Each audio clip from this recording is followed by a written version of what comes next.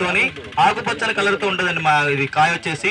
And దాంతో పాటు మీకు కటింగ్ కూడా చాలా స్మూత్ గా, అంటే మరి వేరే కంపెనీ చూసుకుంటే కోస్తున్నారు కొంతమంది బ్లేడ్లు పెట్టి కోస్తున్నారు, మన అట్లా లేకుండా చాలా సింపుల్ గా పట్టుకుంటే ఇరిగిపోయేలాగా ఉంటది. దాంతో పాటు నువ్వు తక్కువ అండ్ అదే విధంగా హైట్ తక్కువ ఉండి మనకి దగ్గర గనుపులతోని మంచి దిగుబడిని ఇచ్చే రకం అండి సంజన.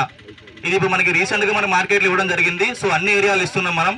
సో ప్రతి ఒక్క రైతులు కూడా మా సంజనాన్ని చూడాల్సిన కొడుతున్నాం అండి. అండ్ దాంతో పాటు నాయక్ అండి, టమాటా నాయక్ వచ్చేసి మనకి చిన్న స్టేజ్ నుంచి 45 నుంచి పూత స్టార్ట్ అయిన కాడి నుంచి మనకి దిగుబడి బాగా ఇస్తుందండి. పిందె కానీ చూసుకుని కాయ గట్టిగా ఉంటది, గట్టితనం ఎక్కువ, కలర్ బాగుంటది.